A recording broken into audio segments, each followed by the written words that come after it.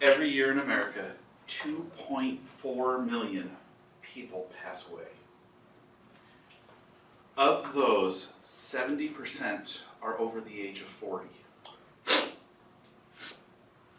Of those, almost everyone is a parent or a mentor to someone special. Think about that, and we'll get back to it in just a minute.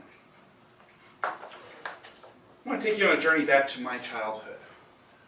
When I was a little kid, I struggled with self-confidence. My self-image was gone. And I just struggled to fit in or make friends. Why? I was 6 foot tall, 150 pounds, red hair parted to the side, a face full of freckles, and I wore my button-down shirts and bell-bottom pants.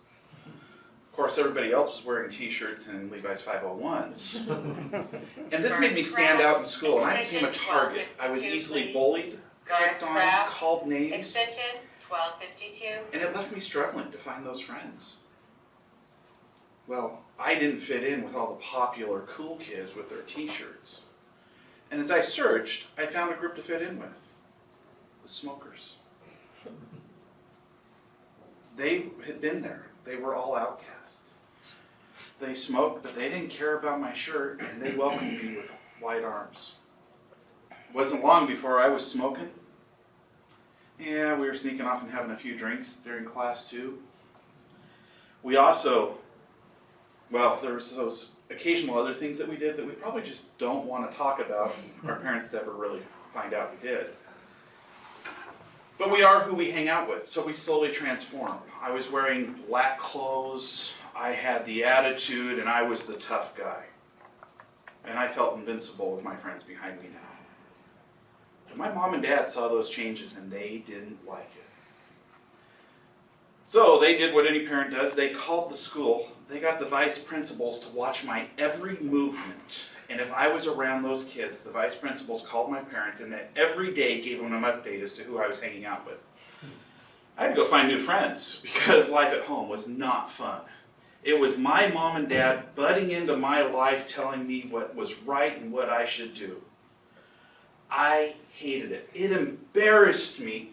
And the whole time my parents stood back and kind of smiled and said, "Hey, someday you're going to thank us." We've all had those moments where our parents embarrassed the snot out of us. You know, we wanted to hide behind the tree or squat down under the rock. Or we could just pull the cloak of invisibility over our head and vanish.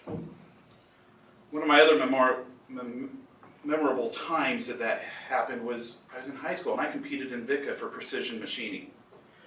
Getting ready to go to the contest and it was local. Mom and Dad said, "Hey, can we come watch?" It took me about 1.5 seconds to say, "No, don't come. You're going to embarrass me. I won't be able to do it.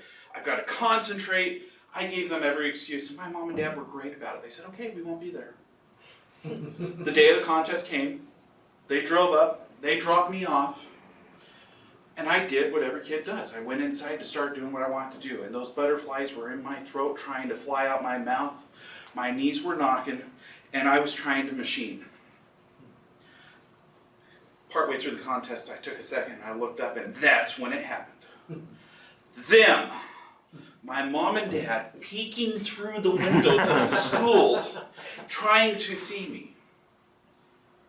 But a funny thing happened. Calm came over me. Mom and dad were there. It's all right. Those butterflies flew off, and they landed on the flowers. We're happily sucking the nectar.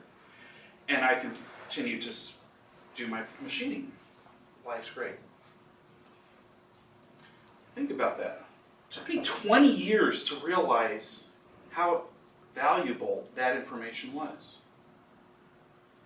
When I was going down the wrong path, my parents were there butting in and embarrassing me to get me on the right path, to get me away from those people they knew were wrong for me. When I told them I didn't want them there, they were there. They were standing back, supporting me. They knew that just their presence would help me a little bit. Think about your parents. Relationships ended. New relationships began. Financial hard times. those highs and lows in our life that we go through, who stood right behind us? Mom and Dad. They were showing their support. They might not have had the words to say or the cash to hand out, but they were standing behind us, supporting us and loving us regardless of the path that we chose, even in those times we really tested their love. This got me thinking, have I ever thanked my mom and dad for being behind me, for supporting me, for guiding me, and taking me into the person I am today? I don't think I have. So this would be my opportunity to say, Mom, Dad, thank you for everything you've done in my life. But the bigger question would be, what about you? Have you taken the time to thank your mom and dad? If you just answered that no, when will you? Today? Tomorrow? Or when they become one of those 2.4 million people? Mr. Toastmaster.